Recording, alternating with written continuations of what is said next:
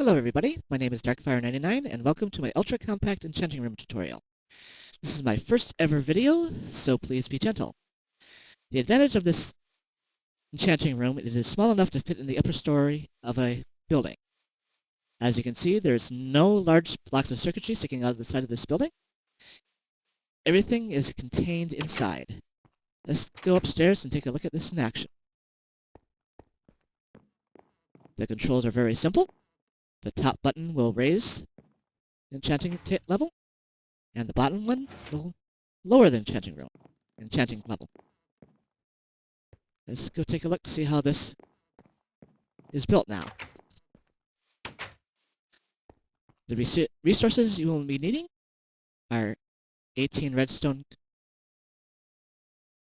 9 redstone comparators, 15 sticky pistons, 2 furnaces, 2 redstone torches, 2 buttons. You can replace the buttons with levers if you want. 2 hoppers, 15 bookcases, an enchanting table, 105 snowballs, oak planking for the floor, and the building material of your choice. I'll be using stone bricks. Alright, we'll start this off by putting down the sticky pistons. Also, if you're building this thing at ground level or below, start out by digging a 7x7 pit. Now, most of you should probably be familiar with the shape of an enchanting room.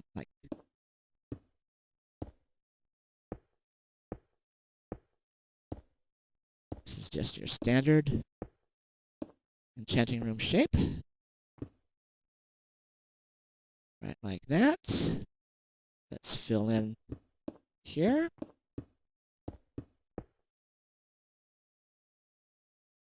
Put the bookcases down.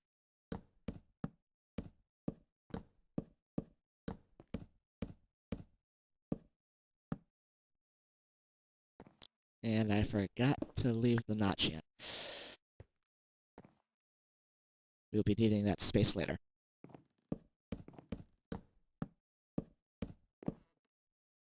And put down the enchanting table. Now we're going to lay down the base for the wiring. Go to the side that you're putting the controls on. I am going to be putting them on the right. You can also put them on the left if you choose. Just mirror this step right here. And lay down a line of building material just like this.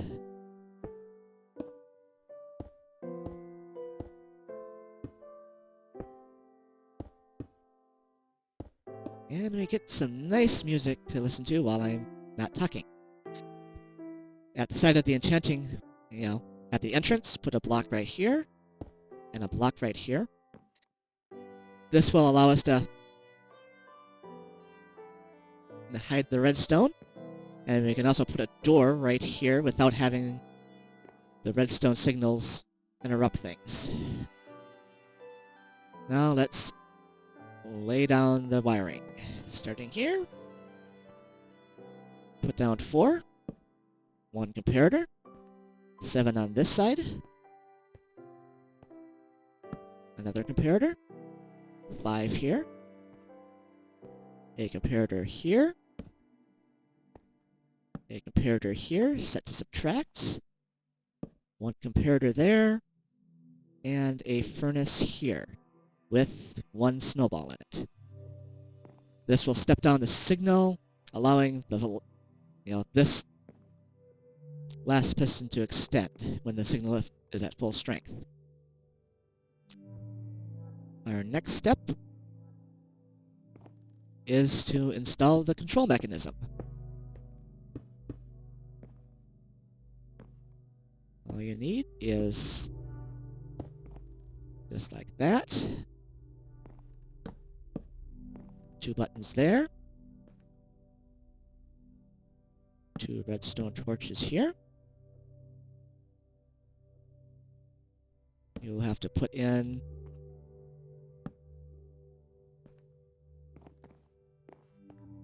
two hoppers facing each other, just like that. another block right here, and one more piece of redstone right there. This redstone wiring will keep the anvil in this hopper with snowballs. The redstone wiring will keep these hoppers from moving snowballs from one to the other until you press a button. Pressing the top button moves the snowballs into this hopper, 4 at a time. Pressing the bottom one moves them into this one. Now we need a comparator to read this hopper, and a way to send the signal down to the enchanting table. Comparator there, and a block on top of it. This way the comparator will send the signal to this block. The redstone picks up the signal, shows it there, and the comparator reads it from this block and puts it onto the thing. And that's all there is to it. Oops, just don't mind me. So, button. Blocks go up. Blocks go down. And when you shoot it, assuming you hit it in the right spot.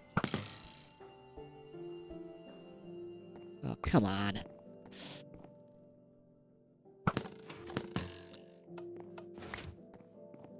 Cooperate. There we go.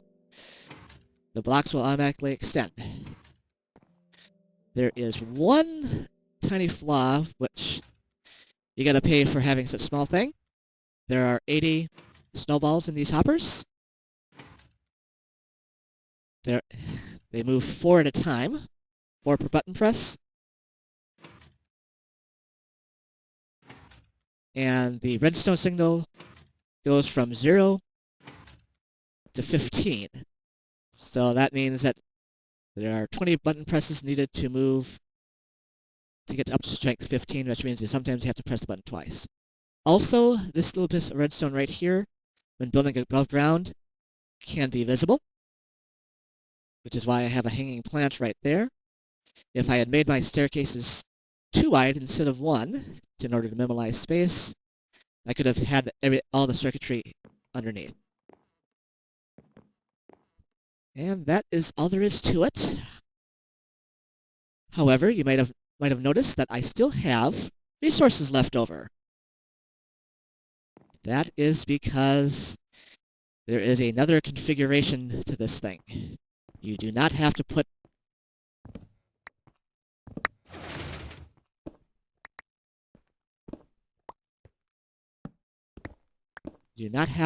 the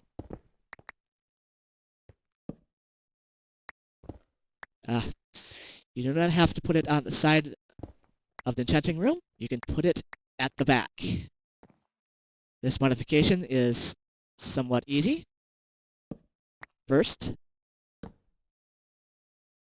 switch that comparator around. Second, we're going to want to step down the signal strength at this side. So we set this to subtract.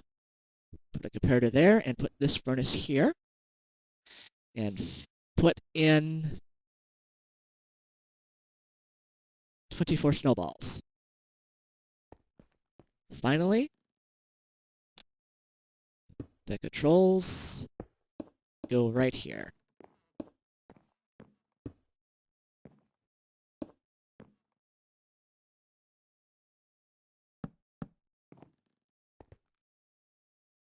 Make sure that's on this side because we're going to be sending the signal right there.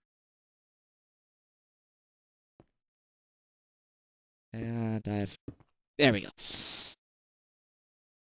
Once again, 2 torches at the back.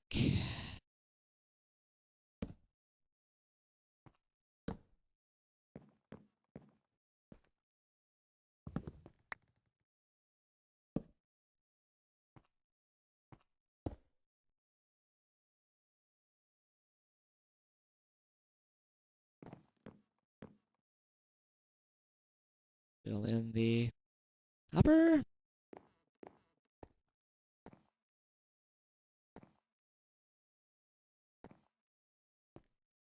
And hook up the compare. There we go. Now, when this thing is fully extended, and did I forget to put the... I probably missed again. There we go.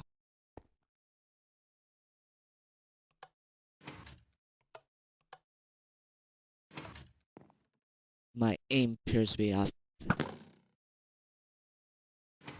There we go. As you can see, it extends down this way and down to the right side. Then comes over to the left. All that remains is to build the walls or other decorative structures to hide the redstone. And boy, my aim is off today.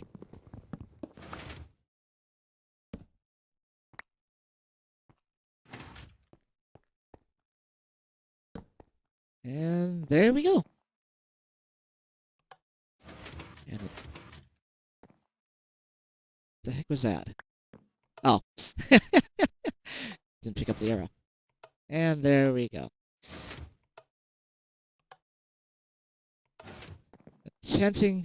Adjustable enchanting room that fits on the top of a building.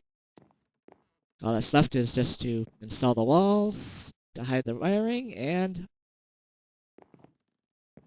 or other things. I used furniture to hide the right wiring and tower there.